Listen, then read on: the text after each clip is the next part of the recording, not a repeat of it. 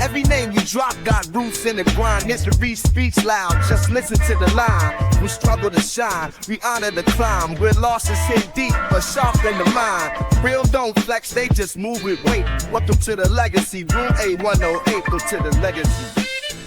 Yeah.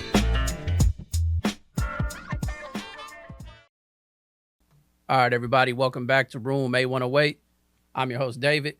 Joining me as always, my co-host, CJ. And we're back after a little time off. Took a little break. We were mourning after the loss of against the Rams. We didn't want to talk no more, so we had to go on timeout for a little bit. Man. A little mourning, mostly just living life, man. Yeah, no, it's, life be lifing for us, man. It's a lot doing these podcasts. You know, we got work, families, just got to balance everything out. So once the season was done, really no more Bears to talk about. Like, man, let's take a break a little bit here. So. But now, we were just talking in the lobby. The last 48 hours, we have quite a bit to talk about. So today's episode, we're going to start off by talking about the NFL free agency, everything that's been going on since the free agency market opened on unofficially on Monday. Things are official as of today, right? Yep. Today is Wednesday, so may not drop the episode on that day, but also, we'll touch on the drama with Maxx Crosby. Definitely going to touch on Bears free agency this offseason so far and just their offseason, the entirety of it. The World Baseball Classic had a big surprise. And then also we had a historic night in basketball with Bam dropping 83. Passing up Kobe Bean Bryant for second all-time points in the game. So we got a lot to talk about, man. It's a loaded episode. There's a few other things I kind of want to touch in there, but we'll talk about it on the tail end here. But just to start off, the NFL free agency, man, what's the biggest thing? Well, the big headline here is Maxx Crosby, the trade to your boys, your team 1B. Trade that never was. Trade nevermore. To the Ravens, and then they were like, "Nah, we're just playing. We're gonna keep these, and we're just gonna get Trey Hendrickson." So, what do you think, man? What's up? What have you heard about that whole? I've heard a couple different things, but what have you heard about what happened with that? Apparently, they're classifying it as failed physical, which it's hard to say or hard to imagine that they didn't see coming, seeing as the man just had surgery like 6-7 weeks ago, I want to say. So from the outside looking in, it's hard for me to, attack, their GM or their organization's character without knowing them. It does smell fishy, look a little fishy,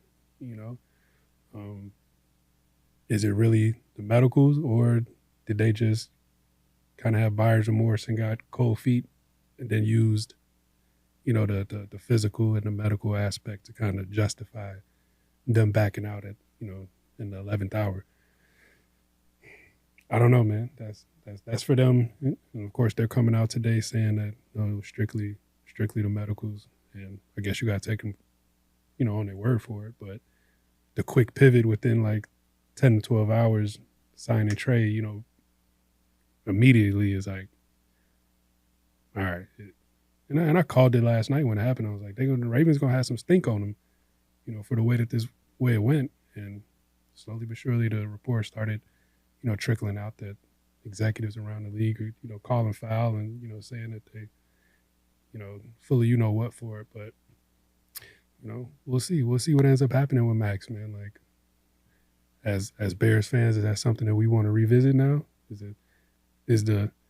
Is yesterday's price not today's price? Exactly. Is it discounted now? Hey, I'm cool with the first and the second with him. I mean, I think his talent will kind of surpass. I think I was always cool with the first and the second. It was just the 2 ones that was a hang up for me. Yeah, and also with that, we'll get there too with the Bears, but the fact that I anticipate us being another playoff run next year, hopefully, that pick's going to be in the low 20s again anyway. So it's like, I'm I don't want to give up two first, but it's a need, and Max, I mean, we saw it firsthand this year. I mean, he only had a sack but he had an interception, but he was a terror. He was all over the damn field, and we couldn't do nothing about it. I think But the unfortunate thing about my bad. I think the unfortunate thing from the Raiders' standpoint is they went into the rest of their moves I was gonna say, operating from Yep. The standpoint that they thought that the trade was going through. They thought that they were getting him off their books, his contract off their books, and they were operating from a sense of we have 2 first-round picks now. And they went out and started signing all these people, Made the richest interior lineman in history. They started making moves, with that understanding in the back of their mind. Now it's almost a certainty that if they do trade Max now, they're not going to get anything close to what they were going to get from Baltimore, because now all the other teams pivoted as well. Ravens go and they signed Trey, of course. The Cowboys, who were reported in on it, they went and traded for Rashawn Gary. Buffalo signed Bradley Chubb a few hours ago. So like all of the teams who were rumored to be in on Maxx Crosby pivoted and went another way under the assumption that he was going to Baltimore. Now that's, not happening anymore. So it's like, where are the suitors now? And now if you even are a team, like Chicago or somebody else who still wants him, the ball's in your court now, because now you can say, well, that ain't the price no more. If you really want to get rid of him now, you have to, kind of come down to, what we're willing to offer instead of, the 2 ones that you were asking. So I don't see it happening that way. I don't think Chicago or, anybody else is going to be, throwing 2 ones out there for him, unfortunately. If Poles can fleece this move without giving up a first-round pick, if he's able to pull that off, I'm going to go on record. I will never down talk him ever again if he's able to pull that off. Because, I mean, going into it, like you said, we were thinking maybe a first and a second, maybe a later round pick too, possibly two first round picks for him, or we were also talking about Myles Garrett too. But I guess that's not even an option, especially him breaking a record. It's just too much. But yeah, so if he's able to pull it off now, where he can give up, multiple second round picks, especially now this year with DJ Moore, we got 2 second round picks. That's going to be, I mean, like I said, I'll have nothing negative to say about him for foreseeable future, man. But yeah, it's crazy. So what you said about going back to Max, just in general with the Ravens, I can see both sides of it, right? Because from the Ravens' perspective, so meniscus tears can range a lot from severity, right? I mean, I have a vivid memory of when Rose tore his, and this is meniscus, not ACL. He was only out for like a month, maybe 6 weeks, something like that, or maybe it could have been 8. So the severity can probably range in a lot of different ways. So maybe their thought process was, hey, this is something he'll be ready before training camp. You know what I mean? He'll be good to go. And he got there and he's still, full rehab right now. And they're just like, hey, well, I don't know, 2 first rounds, that's a lot. This isn't what we expected. We expected him to be at a certain point, and he wasn't, which is fair. I mean, is it in good taste? Maybe not. But at the end of the day, you got to take care of home. And if what you paid for isn't the product that you thought it was, then, it's like, no, return. Yeah, I mean, you want to give them the benefit of the doubt, but it's kind of hard because you almost want to ask them, like, what were you expecting from someone who just had surgery 6-7 weeks ago? Yeah. And just got off crutches within the last week. Yeah. Like, I don't know. It's hard for me to kind of figure out, what exactly were you expecting to see when he came in the building, or, when you reviewed his medicals and his, MRIs and imaging and stuff like that. What were you expecting? Like, I don't know. It's a weird one for me, man. So I kind of just lean more towards,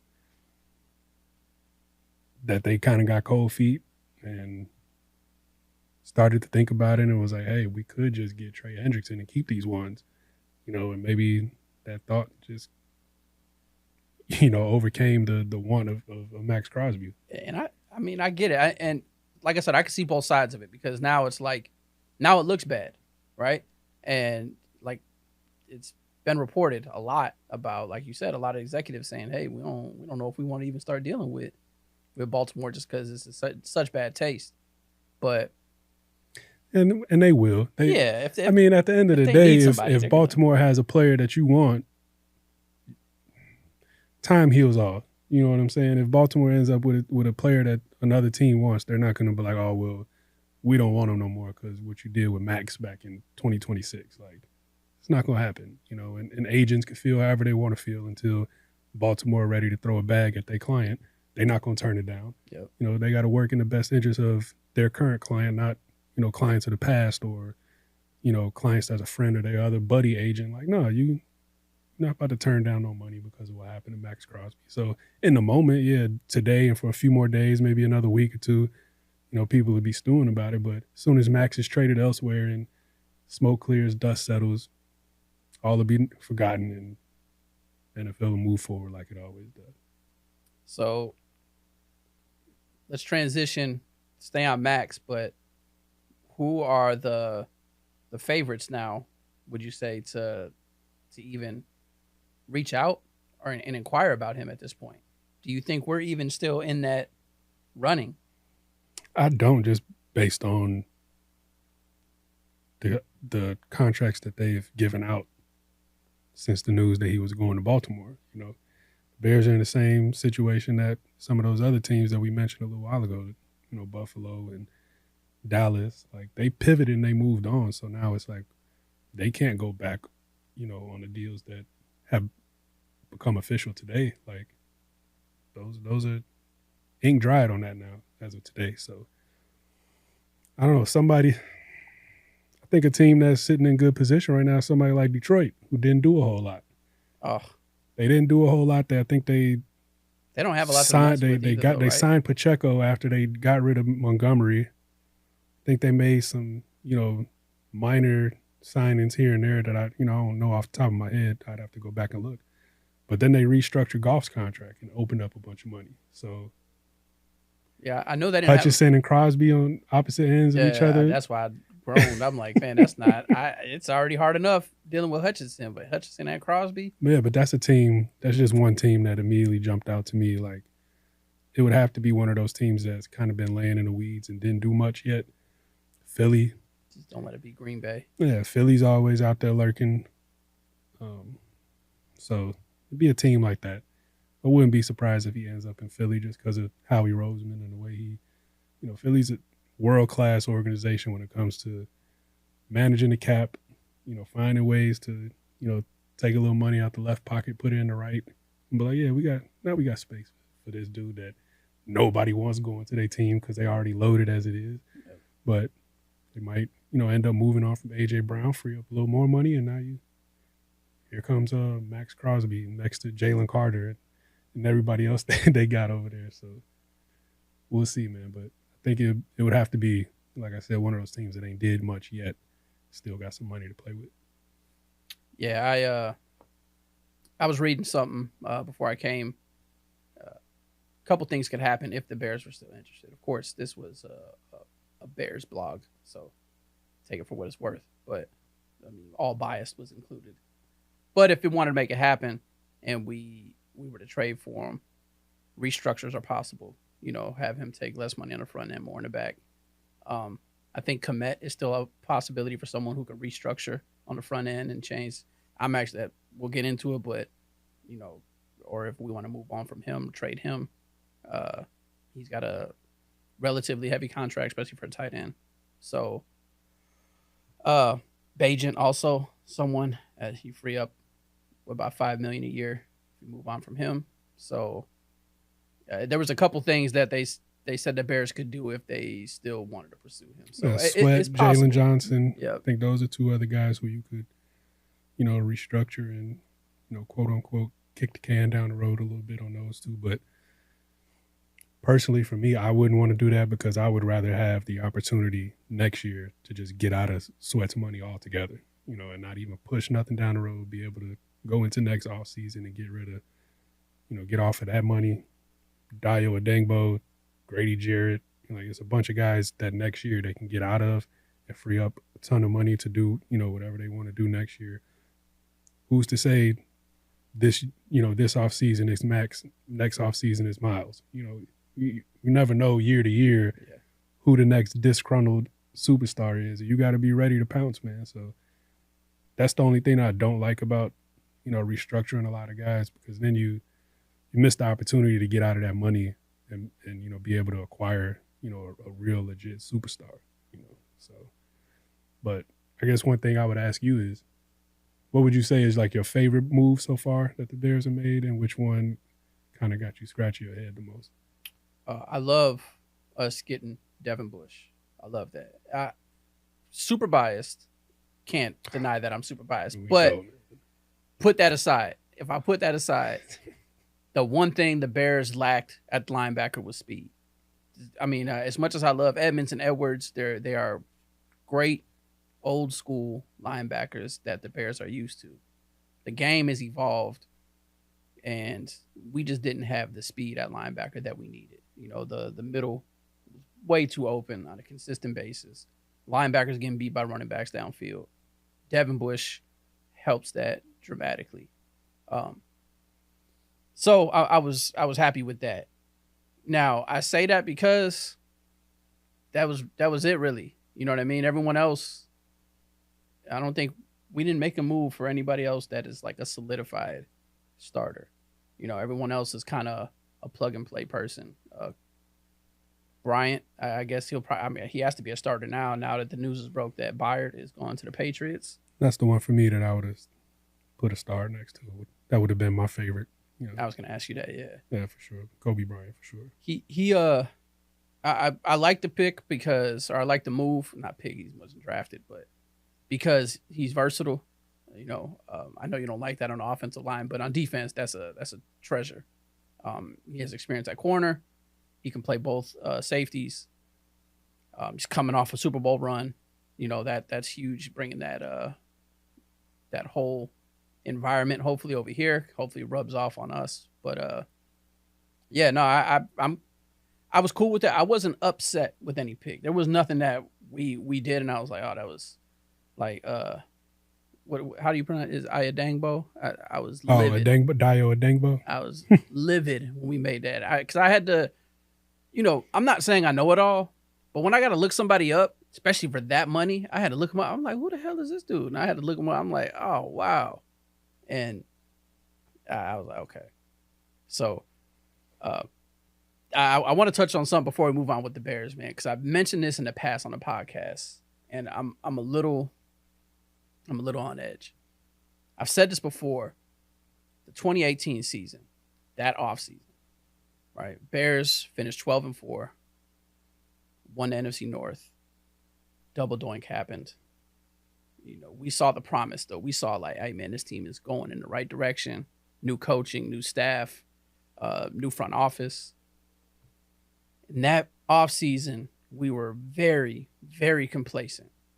We moved big contracts and brought in people at a cheaper price, I want to say. I mean, we still had to fill up the cap space, but, we lost key pieces, and we got people like Buster Screen, Cordero Patterson that offseason. But those were like our biggest signings. And I remember the Lions made moves, the Packers made moves, the Vikings made moves, and the Bears were just like, oh, we're good. We're straight. We did all right. And I don't want us to do that again. Like the game is constantly up in the ante every single offseason. And I feel like this year, lost DJ. I'm going to say he's our best receiver. We lost our best receiver. We lost our best defensive back, Kevin Byard. We lost our best probably defender, Tremaine Edmonds. We lost our best turnover specialist besides Byard and Deshaun. So those are 4 big pieces to this year's success. And I don't feel like we did they're I don't think we did enough to replace them. That's a big hole to fill. Now, we haven't drafted yet, and that's always to be determined. So that's key. And I'm more confident in Poles drafting than I was with Pace. But Poles has a problem drafting defense. He's not had much success drafting defense, but outside of Tyreek and Brisker, there's really not too many others that he's gotten that have been. You could say Gordon when he's healthy. Yeah, Gordon plays well. But even and then, him not being available, Nickelback. but him not being available, I don't think should really be. That's not on him. Yeah. A black eye on Poles. Like you can see when he's on the field what they saw and why they picked him. But even then, so all three people that I've named, none of them have been on the field consistently for their careers. None of them. Not one has just been, okay, this is our starter. He's there. Brisker, concussions. I mean, now again, that's injury, so we get it. Same thing with Gordon, and same, as your brother say, Fuller, like I always say on Axe Cow. Gordon, same thing with Gordon, and same thing with Tyreek. Now, I think Tyreek should have played more last year because we played better with him in there, but regardless, for all the Calebs and Romes and the Komets and Lovelands and all that, we don't have that same success on the defense. Shamar Turner was underwhelming. Billings was underwhelming. Even Javonte, everyone talked about him. He's underwhelming for where he was the second round pick. So that's the only reason why I'm nervous. You got boxing on the brain? Called him Javonte? What I call him? He tank now? You called him Javonte. Javon Dexter? Did you say Javonte? Did I say Javonte? You got boxing on the brain? Sorry. I'm like, my bad. No, but I too many names dropping too quick. I would say the only thing that gives me a little bit more optimism when you compare that 2018 offseason to this one is that offseason they were working from a deficiency as far as draft capital because you just gave up a bunch of picks to bring in Khalil Mack. Yep. And you wasted a first round pick on Mitch Trubisky. Yep. That's not the case this year. They have Caleb. Yeah, I was going to say they have Caleb. They don't have Trubisky, and they have a bunch of picks that they didn't, have to send, for a premium player like Maxx Crosby. So you still have all of your picks, other than I don't even think that was this year's fifth. I think it was next year's fifth that they sent to New England for the center for Bradbury. It was next year's. So you got an extra second. You got 4 picks in the top 90, I want to say. Mm-hmm. So that's what gives me a little bit more optimism that, when you compare it to 2018, that, they can keep the trajectory going up. Yeah. And I mean, we all have a little bit of that FOMO, as Bears fans. As soon as the new league year starts every year and, deals are flying off the table, this guy's going there, he's going there. And, we all just standing there, palms to the sky like, hey, man, what the Bears doing? But I'm all right with being cautiously optimistic and, saying we'll see what April brings, at the end of April when, draft comes and goes and, and even what happens in the coming weeks, like with the second wave of free agency and, all of the big names are off the board, that cap space dwindles down for all of the other teams. And now you got, there might not be superstar players, but there's still, plenty of players out there, in free agency that can impact your team. Yeah, for sure. In a big way. So we'll see what that second wave and that third wave of free agency brings. But, like I said, as of now, I like the Kobe Bryant move for sure. I guess you could talk me into understanding why they brought back Braxton Jones. That was my next one. I was going to say, what's your biggest? That was the one where I was like, I was so ready to just move on and just not have to deal with the Braxton Jones experiment anymore. And nothing against him. I don't know him. He seems like a good dude when he speaks, but it's just like, he ain't it. Somebody at PFF would have to tell me what I'm missing when I watch Braxton Jones play because he's like their darling. Every time Pro Football Focus puts out, the top offensive lineman stats, he's always somewhere in the average to above average range. And it's like, what do y'all see there? I don't see. Either I'm dumb or y'all rankings is dumb. And if I'm dumb, just tell me what I'm missing so I can get better at it. But I don't understand, what they see, when they rank him as highly as they do. I was ready. I would have been cool with, turning over a new leaf, wiping your hands at him, letting him, get a second chance somewhere else, which he might need. But, when you see that come across the notification, 1 year, $5 million, that could be 10. You like 10 million? I'm like, so I don't know, man. I was ready, to be done with it. But, if they see something that I don't see and they will, okay with keeping him on the roster, letting him compete again, see if he's the one at left tackle while Trapillo recovers.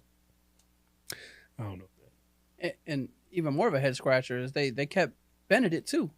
So it was like, okay, I definitely thought they were going to, move on from him if they were going to keep Braxton.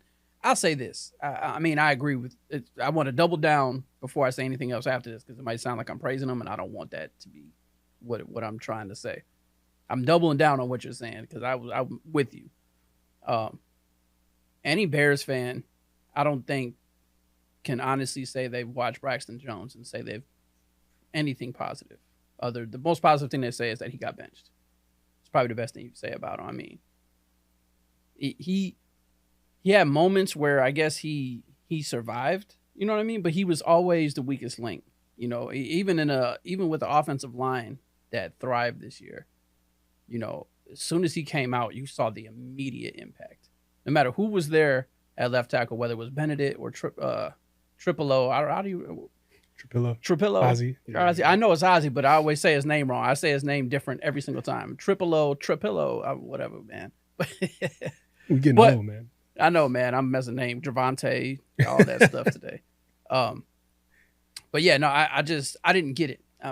If you want to just keep him in house because you'd rather have him as a backup than bring somebody in and learn a new system, I guess. But I don't know, man. I'm with you. I was like, man, I sent you a text. I'm like, really, bro? Like, what was the point of that? Like, left tackle has been our question mark for how long now? I mean, since Big Cat Williams has probably been here, so it's like we finally have a solid offensive line, and it's like, all right, let's just wipe our hands out with the old, in with the new. But speaking of the old line, more news, shocking news, a heartbreaker. I'm sorry, another person that we lost, Drew Dahlman, retires at 27 after having his best year of his career with the Bears. And I mean, he started off slow with us. I'll admit I was suspicious of him because the start of the season was a little rough for him. But once he gelled with Jonah and Tooney, that interior, man, was just the anchor for us. And he never released why yet, has he? It's just his decision to move on, and that hurts. That's 5 key pieces of our team that are just gone. And I get it every year. Ben said it best in the interview. You don't move on and, add on to what we did last year. You start from scratch, at the beginning of the year, and you rebuild that season. And we're really doing that this year. Yep. That news came across, and I immediately was like, yep, Bears are cursed. We can't have nice things, bro. It's got to be, right? And made it even worse that we had the season we did, and then all of a sudden, this happened before the free agency even opened up. I'm like, man, that hurt. That was a gut punch. Yeah, man. But we got anything else on NFL free agency or Bears want to touch on before we pivot for a minute? I do want to double down on what we were talking about downstairs. One thing that I like that you mentioned, I'll let you speak on it, but because the Bears pretty much addressed everything we needed, we can go after best available in the draft, which is always good. They addressed a lot of, if not all of the areas that they had a need in. Now we can, debate whether or not we like the way they addressed it, but they did, plug some of the holes that they had going into, when the off season started. So yeah, like you said, they can pretty much have the approach of best player available, at every pick, once the draft starts. So that's promising, and I'm sure in the coming weeks we'll get into, our wishes for draft and who we want at, pick 25, and probably do another Facebook Live mock draft and all of that stuff that we did last year.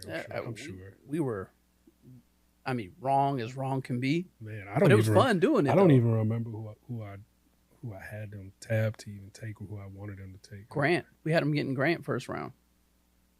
From Michigan? Yeah, which I'm glad they didn't because he ended up being a Jag this year. I was like, man, there was one person that I thought was going to just be a home run hit. It was him. So I'm glad we were wrong. I wanted what's the name too, though. His teammate, Graham. Yeah, but at that point, we had figured he was going to be gone because he was projected to go like top 4. But I know. So you had said, you was like, if it's not Graham, Abdul Carter, or Grant, take Tyler Warren or trade back. That was your thing, trade back. Mm-hmm. And we did. We traded back, and we ended up getting Grant, I think, in the first round. I could be completely wrong, but I'm pretty sure we went after Grant, though. But none of our picks were right. Not a single one. Hey, man. Won't be the first. Was it the first time? It won't be the last. So. Yeah. We can help you all pick somehow, whether you can just pick against what we do or pick whatever. So sure, I could put a mean parlay together for y'all, and y'all could just hedge every one of the picks, and pretty sure y'all will make some money. We also wanted to touch on World Baseball Classic. My favorite sport. Yeah. I was now I've told you this before, like I'm not a good casual baseball fan, but I love playoff baseball. And I love the World Baseball Classic. You know, I watched Mexico. USA beat them, but then they got upset by Italy. So now they're waiting on this game tonight. Is it tonight? Yeah. With Italy and Mexico. And it's weird that so Mexico or Italy has to score a certain amount of runs. If they lose, so Mexico has to win, right? The best way for the U.S. to get in is if Italy beats Mexico. Right, yeah, right. If Mexico beats Italy but scores more than 5 runs, then the U.S. gets in. The one way that the U.S. is kept out is if Mexico beats Italy but they don't score more than 5. So if it's a low scoring... Italy or Mexico? Mexico. Okay. If it's a low scoring win for Mexico, U.S. out of there. And so, I don't know. You might know. Like Bryce didn't play. Like what? I don't get. And this is what all the controversy today was, that from last night and into today is Team USA and Mark DeRosa specifically didn't know that they didn't make it to the next. They were operating from a stance that they thought that they had already punched their ticket, and he said that in an interview. He thought that, he made the comment, we've already punched our ticket, and it's like, no, you haven't. He said I got the calculations wrong or something. Right? There's tiebreaker scenarios and this, and that. And you can tell not only just by what he said, but the lineup he rolled out there was like, yeah, we're taking the foot off the gas, we're coasting because we're on to the next round. It's like, no, you're not. Bryce Harper sat. Alex Bregman sat. Buxton sat. Bryce Terang sat. So it was like Kershaw, he never even came in. So right? you can tell So you can tell that they thought that they, had it in the bag, that they were going on to the next round. And Italy, powered by 2 White Sox farmhands, Kyle Teal and Sam Antonacci out there hitting home runs for Team Italy. And now U.S. is sitting here, they're going to be biting their nails tonight, hoping that, Italy wins or Mexico scores a bunch of runs. But is it weird that a small part of me wants to see them get left out just for the drama of, what's to come? Like, I don't know, man. They were all of the hype going into it, and everybody had them pegged as the Avengers and Big Bad USA. Look at all these Hall of Famers and Cy Young winners we got, and if they fall flat on their face, man, they ain't got nobody blame but themselves. But I'm a laugh. I'm just telling you right now, I'm a laugh. So I was listening to the radio on the way in, and they were talking about the manager of Mexico said when they lost to USA that the only thing bigger would be for him to win the lotto than he wants to play the USA again. Do you think they act on that in the game, or do you think they just do whatever they can to get them knocked out? I don't know, man. I don't know. I think because their best path probably to the championship is with USA US out. Not in it. Yeah. So does Mexico and Italy conspire together to rig the result so that they both get in and U.S. is left out? it's just funny that the political climate is what right now with this kind of going on. It's just like It's funny. oh, Somebody man. I saw, before I left the house, it was us. It was I can't remember what page posted it, but it was like it was a picture of Jonah Hill from Moneyball. He's got his hand on his face, and like the caption was like, "I have to explain to my wife that the team of American Americans has to root for Mexican Americans to beat Italian Americans for the American Americans to continue playing." And it was like, now they Mexican Americans. Now they're Mexican. Now all of a sudden, right. so it's like, man, whatever. It just made me thought of it because you said, the climate of the country and all Yeah, that. So it's just it's crazy, now, man. now they Mexican Americans. Yeah, Interesting. See what sports does to people. it's crazy, man. It's a crazy world we live in. But it's just wild. Like, do you think had we have played our heavy hitters, you think we would have just cakewalked Italy? And now, do we have a legitimately like shot at the championship? I know, they're calling us the Avengers, everything, but like Dominican is always loaded. Dominican Republic, Japan. I mean, they always play with a lot of pride. They always have someone always blossoms in the World Baseball Classic. They're the next big thing. People think that they have the next Tommy. Yeah, I mean, I think the problem for the U.S., even if they get past this round, is, obviously when just taking Mark DeRosa, the U.S. is a manager, as an example, he doesn't have full autonomy to,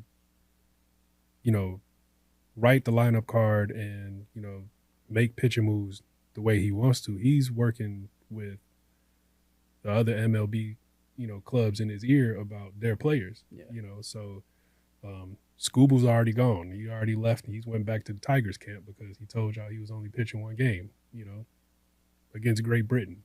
Dude, I know some pitchers at Glenbar North right now that could probably beat Great Britain. Like if you wasn't going to, be here and go all out and pitch more than one game, could have gave that spot to somebody else. Yeah. And I understand, wanting to, pitch for your country and blah, blah, blah. But if, the business at hand with your contract, the extension that you're looking to get is bigger than you being able to pitch more than 25, 30 pitches in one game, and get that spot to somebody else, man, and come back in 3 years for the next one.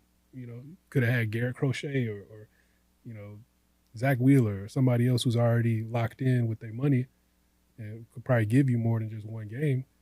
But, so he's gone. That's one of the guys, one of the Cy Young winners that they had that's not going to be there, if they advance past this round tonight. So it'll be interesting. It'll be interesting for sure. But, if Mexico beats Italy, 3-2, and U.S. going home, I'm alive, man. I'm telling you right now, I'm alive.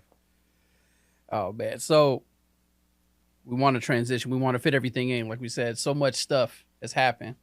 I was just looking it up too. I want to make sure I got all the information right. But Bam just dropped 83, and I've been seeing a lot of like pushback. You know what I mean? There's a lot of hate, and I get it. With Kobe passing, and that was something that was near and dear to him. I mean, it's one thing about Kobe. He's about as competitive as it can be. So what do you? Let me ask you first, just before I get into it. What do you think about it, man? So it's a little bit of dirty pool going on last night to help aid him in that 83. Not really a big fan of, some of the stuff that the Heat were doing down the stretch, fouling Washington to stop the clock in a blowout just to give him more opportunities to score points. It's a little dirty pool, man. But, I see both sides. People are like, man, 83 is 83 in an NBA game. Like, all right, man, I get it.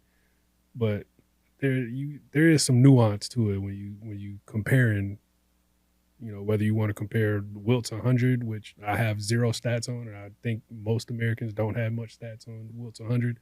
But the next one that you compare it to, that you would put side by side, would be Kobe's 81. And when you look at those two box scores, that night and day, Bam had 43 free throw attempts. Like, when was the last time you saw somebody with more than like 25 free throw attempts? You know, like even that's high. You know, in a single, Shea don't get that much. Yeah. Shay's at the line every 2 seconds. Free throw merchant himself can't get 30. You know, so and I think the only reason why a lot of people are critical of the people that are being critical is because Bam's such a good dude. You know, like keeps his nose clean, plays hard. He ain't somebody who out here, you know, flopping every possession, dating and probably married, you know, the best female basketball player in the world right now. So like, I'll ask you this: if that wasn't Bam Adebayo scoring 83 and that was Dylan Brooks with the same stat line, everybody would be saying the same thing about the way he got to 83. They'd be talking about 43 attempts and shooting, you know, like 30% from three, 6 from 20 something, or wherever he shot. Yeah. The only reason there's pushback to the people that are kind of like, you know, nitpicking, you know, the stat line and the box score, it's only happening because of who Bam is. He's a good dude, you know. So, but it doesn't negate the fact that there was some shadiness going on to get there. You know, 83 is 83. I tip my hat to him for sure. You know, it's in the record books. It's not going to get erased. You know, whether you personally want to put an asterisk next to it, that's on you. But 83 is 83. I'm not going to fault nobody for, you know, putting it next to Kobe's 81 and wanting to, you know, hold one up higher than the other. Like, you fan how you want to fan. You know, critique how you want to critique. You know, I see some of it myself. I pointed some of it out last night, especially the 43 free throw attempts. That and some of the stuff that they were doing as a team, just in a blowout. Yeah. To be fouling while you blowing out another team, just stop the clock to give more opportunities for him to score. Right. That don't look good.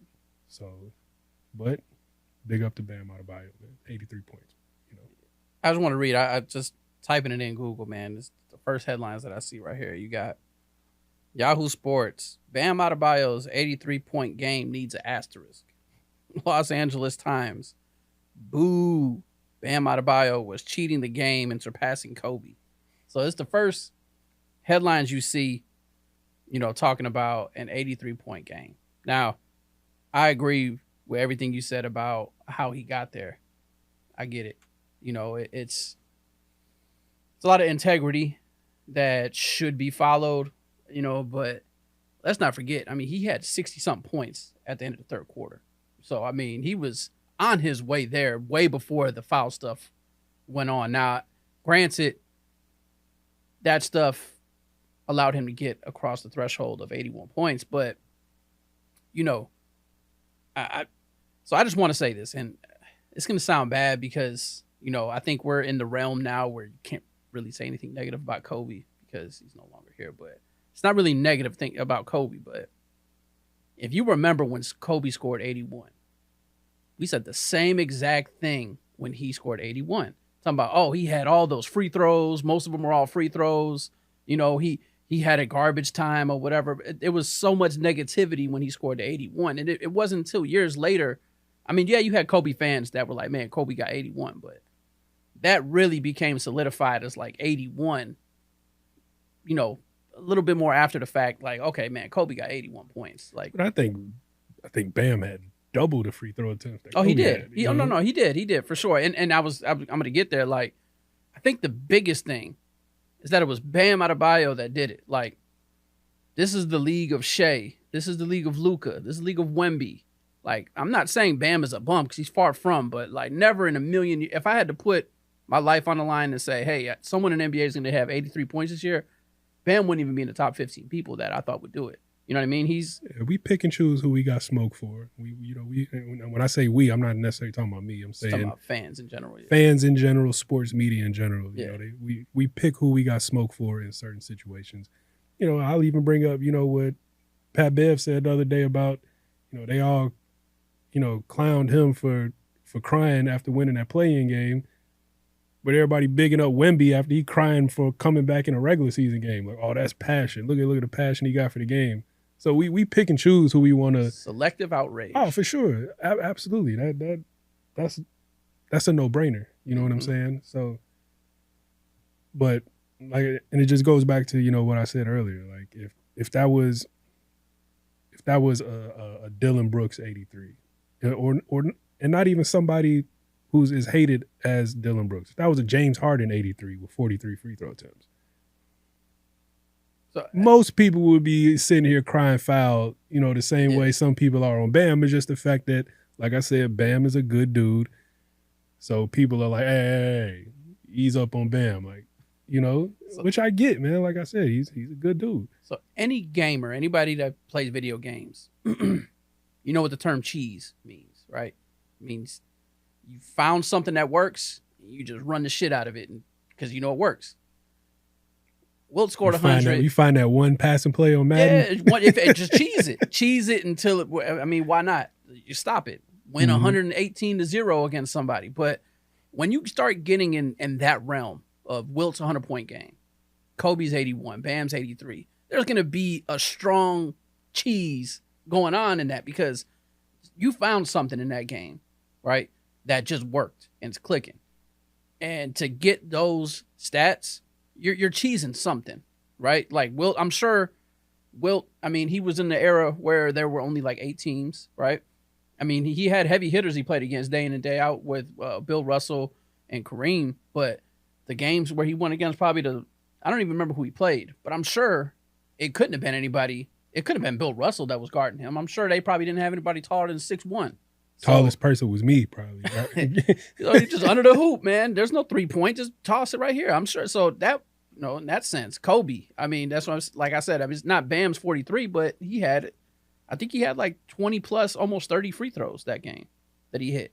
So, and I know he was insane from 3-point that game too. So it's just, it clicks. Devin Booker, when he scored 70, you know, his threes were insane. So it just, when you get these games, when people just get these crazy numbers, they're just cheesing something. It clicks that day. You know, good for Bam. I agree with you. I don't like how it ended. So I got a funny story, and it's kind of why I'm empathetic to it. But I used to work at the South Holland Community Center, and I used to run a men's basketball league.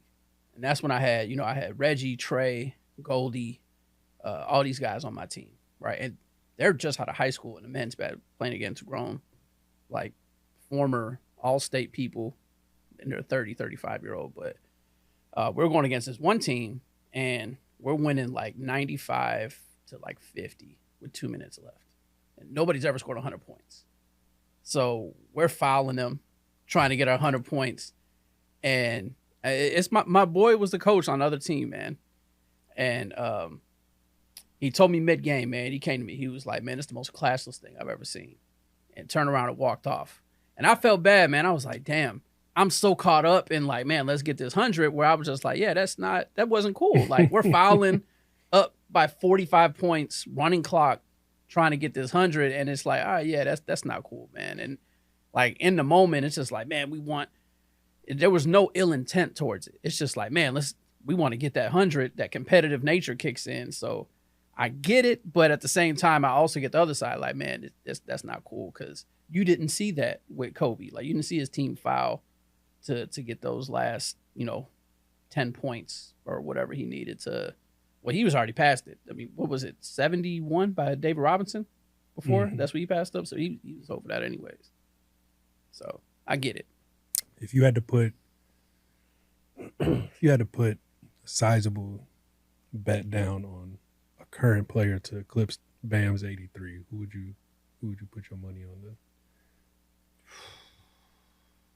Man, that's tough. It'd have to be Shea, only because of his habitual free throw shooting. Like he's the man. He's, he mastered it.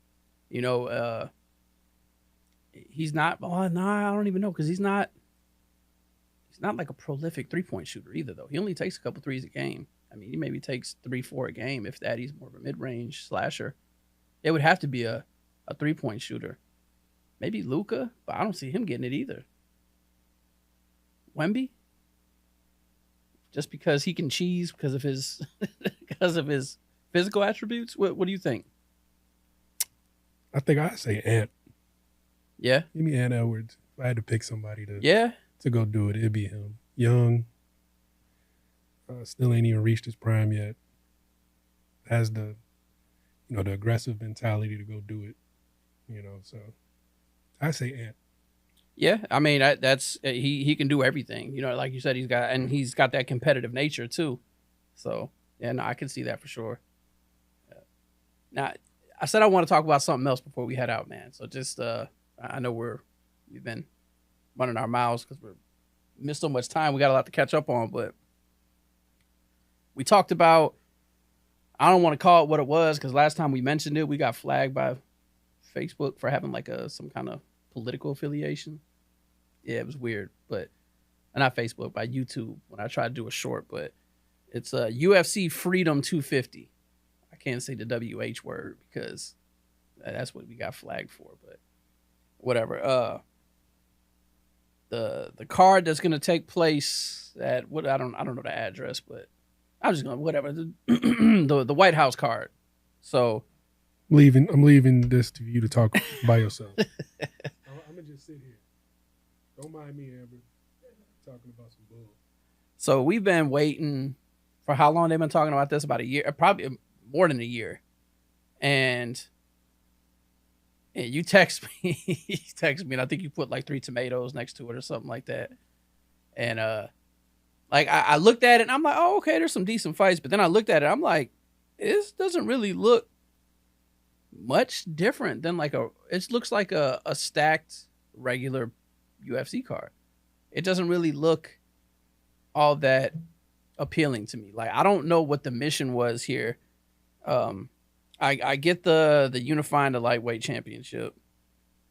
And then you got I'm sorry, not the lightweight, the heavyweight for the interim because Aspinall is out still. But I mean, besides that, I'm looking at it and I don't really see like Topuria is gonna just dominate Gaethje. Like, it's gonna be bad. Like, I'm already having flashbacks of Max Holloway putting him to sleep, and we saw what Max Holloway just lost to Oliveira. So the only one I'm interested in one fight. That's Pereira and Gane. Only because I want to see what Alex Pereira does at heavyweight. It's the only fight that I'm interested in. Everything else, it's just names. And I'm not really that excited about it. I mean, you got Bo Nickel fighting an up-and-comer. Lopez and Garcia is just going to be 2 guys throwing haymakers the whole time. O'Malley, Zahabi, Ruffy, and Chandler. I mean, you got to... Seemed like they just threw as many MAGA people on the card as they could. And somebody did say that, but I don't... What day is it? I don't even know the date of that card. That's how much I don't even know if I'm off that day. June 14th. I don't know. If I'm off, maybe I tune in. If I'm not, it's not something I'm calling off for. Like, man, there's been fights in the past where I'm like, hey, I ain't coming in to work. Somebody got, because I wanted to see it that badly. I don't know.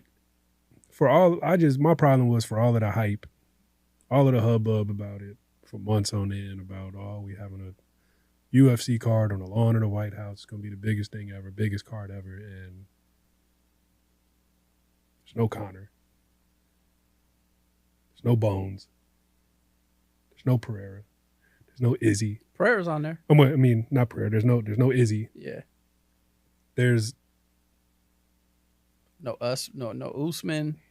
No, it would be like the NFL was that last year or 2 years ago coming out and saying, hey, we're putting together this Netflix card on Christmas, right?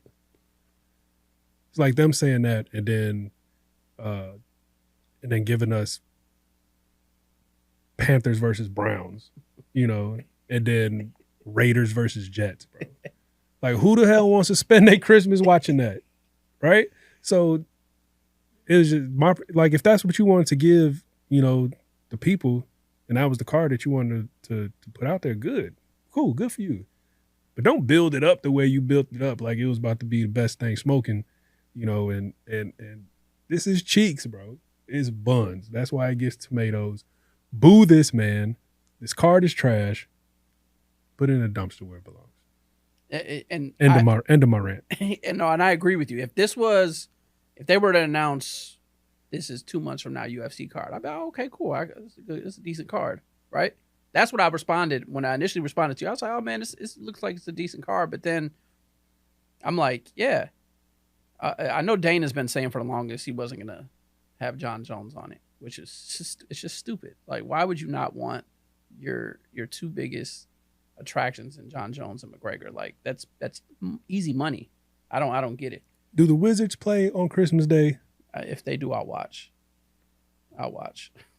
Why? Because you ain't got nothing else to do? Because I don't have nothing else to do. Man, you ain't watching. No, get out of here, man. No, You're not stopping what you're doing with the family, with the boys, and soon-to-be daughter to watch no damn Wizards basketball on Christmas Day. I have never watched 11 a.m., noon, no. Christmas Day. No, I have never watched it. Food cooking. I'm just saying, I'll watch the kids running around, and you like, stop it. Wizards about to come on, bro. I'm going to watch the White House card. I'm not going to not watch it, but I'm not also like, man, this is. So I remember back with UFC 100. I don't know if you remember that card back then, but it was a huge deal. Brock was on the card. Dan Henderson was on the card. He fought Bisping. I can't remember who Brock fought. It might have been either Randy Couture or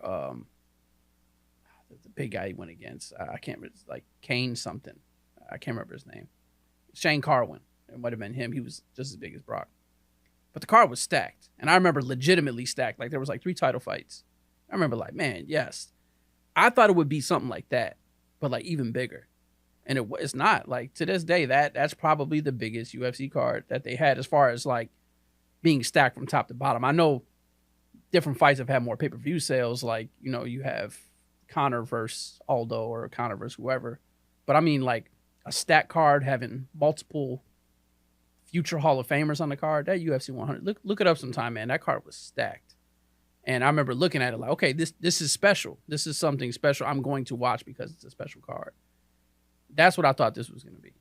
Only because Dana White and Trump are like this. You know, it's like, oh, man, we're going to do it big for the White House. And I'm just like, oh, it's super mid. But you almost got us flagged. You said Trump and Dana almost said something. I ain't going to say it. We're already going to get flagged, man. Just let it out, man. Nah. But yeah, no, I just wanted to bring that up because you brought it up to me, and you know, we don't touch on MMA as much as we should, especially as big of fans you and I are.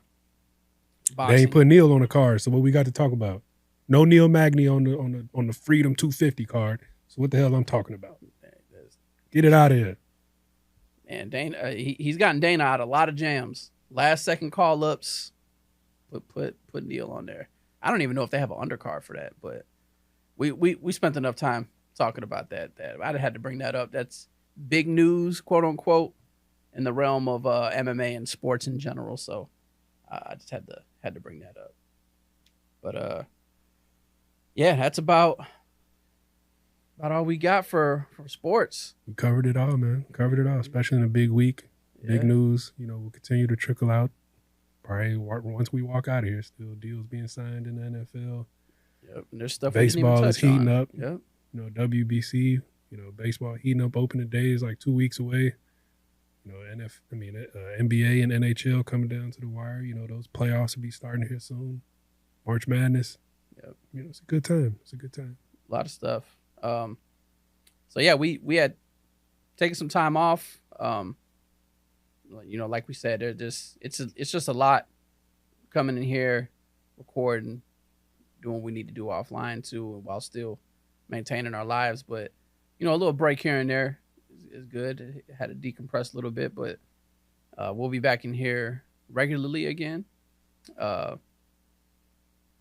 Hopefully, we have some surprises for you all within the next couple episodes that we can kind of get back to some things that were kind of the highlight of the season 1. So we'll keep everybody updated with that.